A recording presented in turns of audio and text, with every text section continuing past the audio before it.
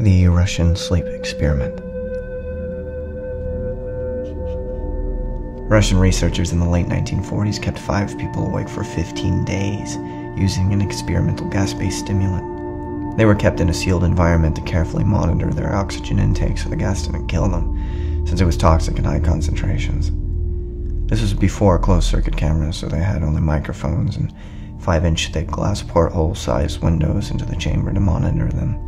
The chamber was stocked with books, cots to sleep on but no bedding, running water and toilet, and enough dried food to last all 5 for over a month. The test subjects were political prisoners, deemed enemies of the state during World War II. Everything was fine for the first 5 days. The subjects hardly complained, having been promised falsely that they would be freed if they submitted to the test and did not sleep for 30 days. Their conversations and activities were monitored, and it was noted that they continued to talk about increasingly traumatic incidents in their past, and the general tone of their conversations took on a darker aspect after the 4-day mark.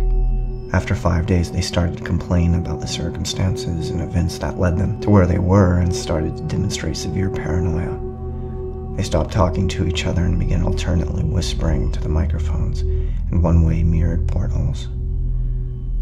Oddly, they seemed to think that they could win the trust of the experimenters by turning over their comrades, the other subjects, in captivity with them. At first, the researchers suspected this was an effect of the gas itself.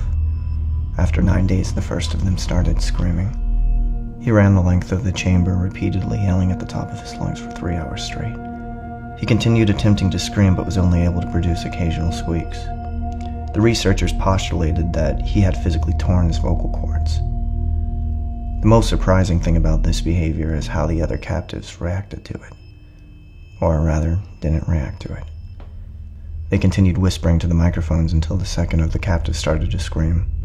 The 2 non-screaming captives took the books apart, smeared page after page with their own feces, and pasted them calmly over the glass portholes. The screaming promptly stopped. So did the whispering to the microphones. After 3 more days passed, the researchers checked the microphones hourly to make sure that they were working, since they thought it was impossible that no sound could be coming out with 5 people inside. The oxygen consumption in the chamber indicated that all 5 must still be alive. In fact, it was the amount of oxygen 5 people would consume at a very heavy level of strenuous exercise. On the morning of the 14th day, the researchers did something they said they would not do to get a reaction from the captives. They used the intercom inside the chamber, hoping to provoke any response from the captives they were afraid were either dead or vegetables. They announced, "We are opening the chamber to test the microphones. Step away from the door and lie flat on the floor, or you will be shot. Compliance will earn one of you your immediate freedom." To their surprise, they heard a single phrase in a calm voice response. "We no longer want to be freed." Debate broke out among the researchers and the military forces funding the research. Unable to provoke any more response using the intercom, it was finally decided to open the chamber at midnight on the 15th day. The chamber was flushed of the stimulant gas and filled with fresh air, and immediately, voices from the microphones began to object. 3 different voices began begging, as if pleading for the life of their loved ones, to turn the gas back on. The chamber was opened and soldiers sent in to retrieve the test subjects. They began to scream louder than ever, and so did the soldiers when they saw what was inside. 4 of the 5 subjects were still alive, although no one could rightly call the state that any of them in life. The food rations past day 5 had not been so much as touched. There were chunks of meat from the dead test subjects' thighs and chests stuffed into the drain in the center of the chamber, blocking the drain and allowing 4 inches of water to accumulate on the floor. Precisely how much of the water on the floor was actually blood was never determined. All 4 surviving test subjects also had large portions of muscle and skin torn away from their bodies. The destruction of flesh and exposed bone on their fingertips indicated that the wounds were inflicted by hand, not with teeth as researchers had initially thought. Closer examination of the position and angles of the wounds indicated that most, if not all of them, were self-inflicted. The abdominal organs below the rib cage of all 4 test subjects had been removed. While the heart, lungs, and diaphragm remained in place, the skin and most of the muscles attached to the ribs had been ripped off, exposing the lungs through the rib cage. All of the blood vessels and organs remained intact, They had just been taken out and laid on the floor, fanning out around the eviscerated but still living bodies of the subjects. The digestive tract of all 4 could be seen to be working, digesting food. It quickly became apparent that what they were digesting was their own flesh that they had ripped off and eaten over the course of days. Most of the soldiers were Russian special operatives at the facility, but still many refused to return to the chamber to remove the test subjects. They continued to scream to be left in the chamber and alternately begged and demanded that the gas be turned back on, lest they fall asleep. To everyone's surprise, the test subjects put up a fierce fight in the process of being removed from the chamber. One of the Russian soldiers died from having his throat ripped out. Another was gravely injured by having his testicles ripped off and an artery in his leg severed by one of the subject's teeth. Another 5 of the soldiers lost their lives if you count the ones that committed suicide in the weeks following the event. In the struggle, one of the 4 living subjects had his spleen ruptured, and he bled out almost immediately. The medical researchers attempted to sedate him, but this proved impossible. He was injected with more than 10 times the human dose of a morphine derivative and still fought like a cornered animal, breaking the ribs and arm of one doctor. His heart was seen to beat for a full 2 minutes before he had bled out, to the point that there was no more air in his vascular system than blood. Even after it stopped, he continued to scream and flail for another 3 minutes, struggling to attack anyone in reach and just repeating the word "more" over and over, weaker and weaker, until he finally fell silent. The surviving 3 test subjects were heavily restrained and moved to a medical facility, the 2 with intact vocal cords continuously begging for the gas, demanding to be kept awake. The most injured of the 3 was taken to the only surgical operating room that the facility had.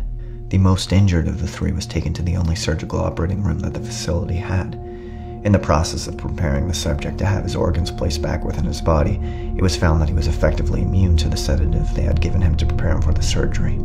He fought furiously against the restraints when the anesthetic gases brought to put him under.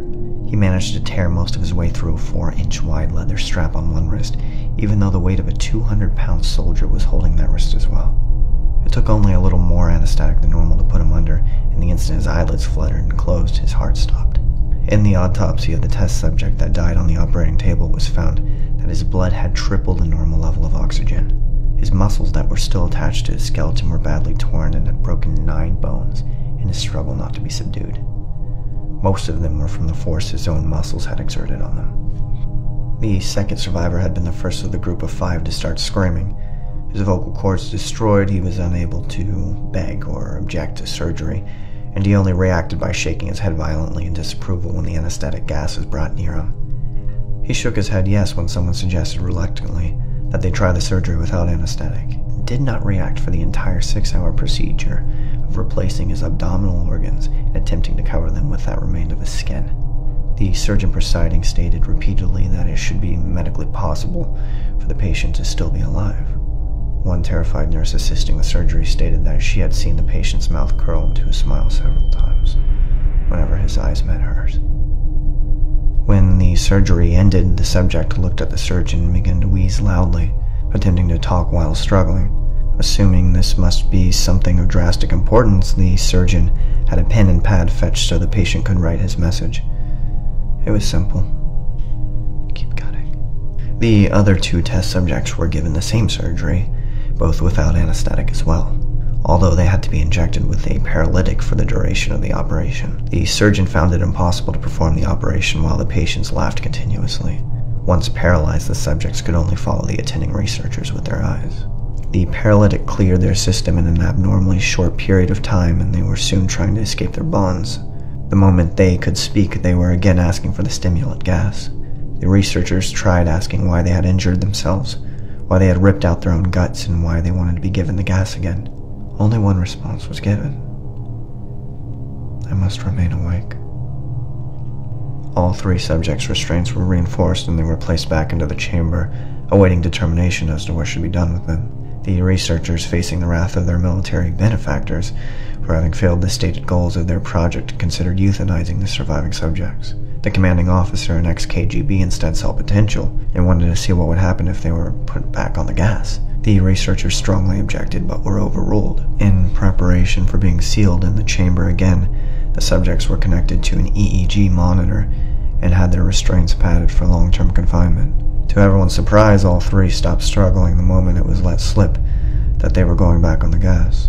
It was obvious that at this point all three were putting up a great struggle to stay awake. One of the subjects that could speak was humming loudly and continuously.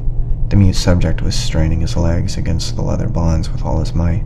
First left, then right, then left again for something to focus on. The remaining subject was holding his head off of his pillow and blinking rapidly. Having been the first to be wired for EEG, most of the researchers were monitoring his brainwaves in surprise. They were normal most of the time, but sometimes flatlined inexplicably. It looked as if he were repeatedly suffering brain death before returning to normal. As they focused on paper scrolling out of the brainwave monitor, only one nurse saw his eyes slip shut at the same moment his head hit the pillow. His brainwaves immediately changed to that of deep sleep, then flatlined for the last time as his heart simultaneously stopped. The only remaining subject that could speak started to scream to be sealed in now. His brainwaves showed the same flatlines as the one who had just died from falling asleep. The commander gave the order to seal the chamber with both subjects inside as well as 3 researchers. One of the named 3 immediately drew his gun and shot the commander point blank between the eyes, then turned the gun on the mute subject and blew his brains out as well. He pointed his gun at the remaining subject, still restrained to a bed, as the remaining members of the medical and research team fled the room. "I won't be locked in here with these things, not with you," he screamed at the man strapped to the table. "What are you? What are you?" he demanded. "I must know."